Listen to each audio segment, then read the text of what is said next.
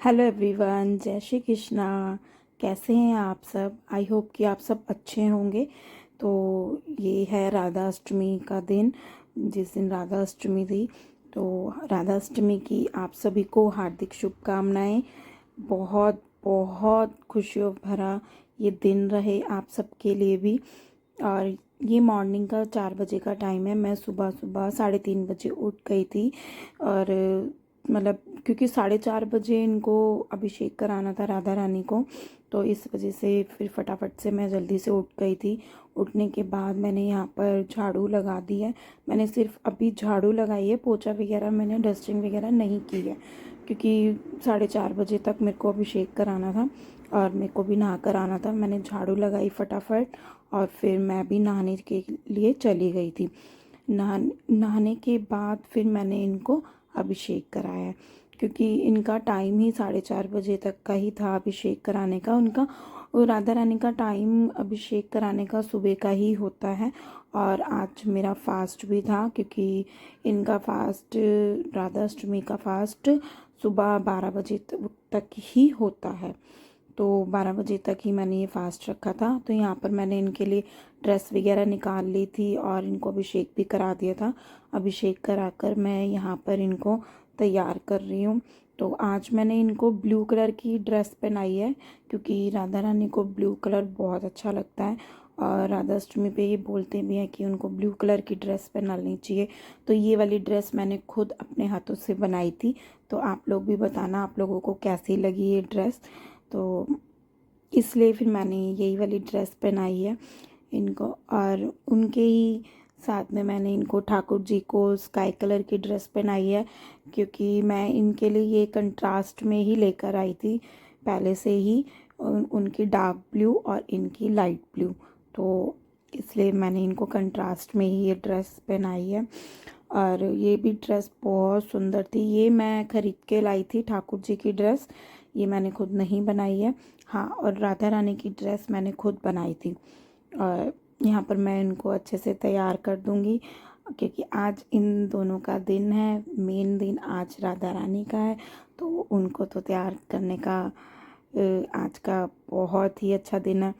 तो वैसे तैयार तो हम रोज़ ही करते हैं, बट एक ख़ास दिन होता है ना जिस दिन हम अच्छे से तैयार करते हैं, बहुत अच्छा लगता है। तो उनको अच्छे से मैंने तैयार कर दिया है। यहाँ पर मैं उन दोनों को बिठाऊंगी, राधा रानी को और ठाकुर जी को। और यहाँ पर मैंने सारा ये टेबल साफ़ करके गंगा जल छिड़क के यहाँ पर मैंने ये कपड़ा बिछा दिया है। मंदिर का ही कपड़ा है ये, कोई और कपड़ा नहीं है। ये मैं हमेशा पूजा में ही इस कपड़े को बिछाती हूँ, चाहे मैं अलग से मंदिर लगाऊँ या चौकी लगाऊँ, कुछ भी करूँ, तो मैं ये कपड़ा तभी बिछाती हूँ और मैं इस कपड़े को किसी यूज़ में नहीं लेती हूँ। तो यहाँ पर मैंने इनको यहाँ पे बिठा दिया है, क्योंकि जोत बत्ती करनी है, आरती वगैरह करनी है, तो मैं यहीं पर ही करूँगी। वैसे मैं दूसरे कमरे में बिठाती हूँ इनको, बट जब कोई जैसे फेस्टिवल वगैरह होता है तो मैं इनको मंदिर के पास ही बिठाती हूँ। तो यहाँ पर मैंने पूजा की तैयारी कर ली है, फूल माला वगैरह मैंने इनको, माला इनको पहना दी है। अपनी पूजा की थाली मैंने तैयार कर ली है फूल माला से। और यहाँ पे मैं आरती कर लूँगी, पूजा कर लूँगी। और मतलब आज का दिन बहुत अच्छा है, क्योंकि जो फेस्टिवल होते हैं ना बहुत ही अच्छे लगते हैं मेरे को। तो फेस्टिवल में पूजा करना, घर की साफ़ सफाई करना, मतलब बहुत अच्छा लगता है, काफ़ी अच्छा लगता है। तो यहाँ पर मेरी पूजा वगैरह हो गई थी, आरती मैंने कर ली थी। तो मैंने मॉर्निंग में जो मुझे भोग लगाना था मैंने भोग लगा दिया। मैंने यहाँ पे भोग ड्राई फ्रूट्स का और अभी फ्रूट का लगाया है भोग। अभी मैंने और किसी चीज़ का नहीं लगाया है। तो यहाँ पे देखिए मेरी पूजा वगैरह हो गई है और दोनों इतने सुंदर लग रहे हैं, बहुत सुंदर लग रहे हैं। आप लोग भी बताना आप लोगों को मेरे राधा रानी और ठाकुर जी कैसे लगे। मतलब राधा रानी ठाकुर जी है सबके, बट एक वो हो जाता है ना कि मेरे घर में है तो ये मेरे हैं, तो मतलब इस तरीके का है। मतलब ऐसा नहीं है कि ये सिर्फ मेरे हैं, सबके ही हैं। और यहाँ पर अब मेरे बेटे के स्कूल का भी टाइम हो गया, उसका एग्ज़ाम था। तो स्कूल में मैं उसको पनीर का पराठा बना कर दे रही हूँ, क्योंकि फिर मैं सोई नहीं थी, क्योंकि मेरे को ये था कि अगर मैं सो गई तो फिर उठना भाई मुश्किल हो जाएगा। और वैसे भी नींद भी नहीं आई थी, क्योंकि नहाने के बाद वैसे भी नींद आनी मुश्किल ही हो जाती है। तो मतलब मेरे को वैसे भी 5:30 बज गए थे पूजा करने में, तैयारी व्यारी करने में, दोनों को तैयार करा, मतलब सब सब कुछ करने में 5:30 मुझे बज गए थे। तो इस वजह से फिर मैं दोबारा सोई भी नहीं थी, क्योंकि 6 बजे फिर मेरे को बेटे को उठाना होता है स्कूल के लिए, एग्ज़ाम भी था आज उसका। तो यहाँ पर मैंने उसके लिए पराठा सेक दिया था पनीर का। तो ये पनीर के पराठे मेरे हमेशा ही फट जाते हैं।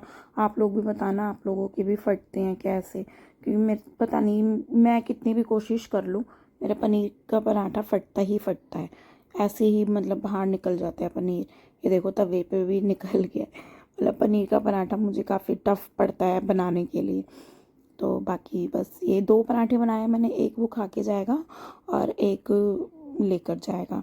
मैंने लंच में उसके लिए ये एक पनीर का पराठा और मैंने एक एप्पल उसको कट करके दिया था, क्योंकि वैसे तो इसको जल्दी आ जाना था। 11:30 बजे इसका एग्ज़ाम ख़त्म हो जाता है, तो 12:30 बजे तक ये आ जाता है, क्योंकि वैन से आता है तो वैन से थोड़ा सा टाइम लगता है उसको।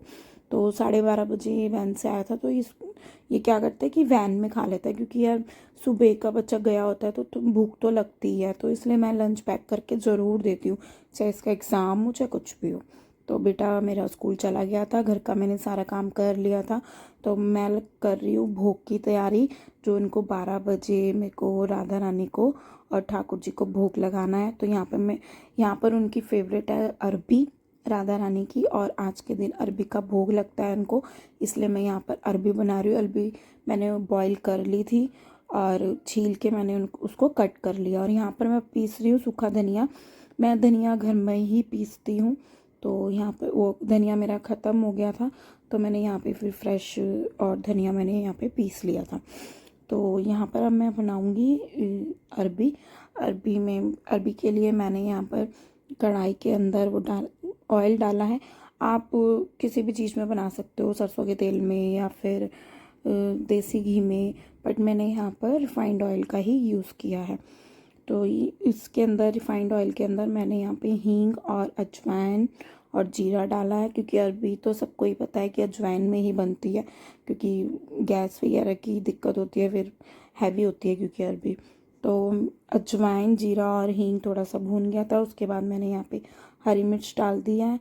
हरी मिर्च भूनने के बाद मैंने यहाँ पर ये सारे मसाले डाल दिए हैं, नमक, मिर्च, हल्दी, धनिया, और थोड़ा सा मैंने इसके अंदर डाला गरम मसाला। और यहाँ पे मैंने ये अरबी बना ली है, मैंने सूखी अरबी बनाई है। तो गीली भी बना सकते हो, बट गीली का पता नहीं मेरे को, क्योंकि ये फर्स्ट टाइम ट्राई मैंने किया है, तो मुझे पता नहीं था कि गीली वाली अच्छी लगेगी या नहीं। तो मैंने सूखी ही अरबी बनाई है। आटा मैंने पहले से ही गूँथ लिया था, जब अरबी उबालने के लिए मैंने रखी थी तभी मैंने आटा भी हैंड टू हैंड गूँथ के रख दिया था, क्योंकि पूरी का आटा तो पहले गूँथ के रख दो तो थोड़ा सा पूरी अच्छी बनती है मतलब। तो पूरी के आटे में भी मैंने थोड़ी सी अजवाइन डाली थी, नमक और अजवाइन डाली थी। तो यहाँ पर मैं ये पूरी की तैयारी कर रही हूँ। मैंने 2-4 पूरी तो मैंने खुद बनाई थी, वैसे मेरे हस्बैंड ही बनवाते हैं।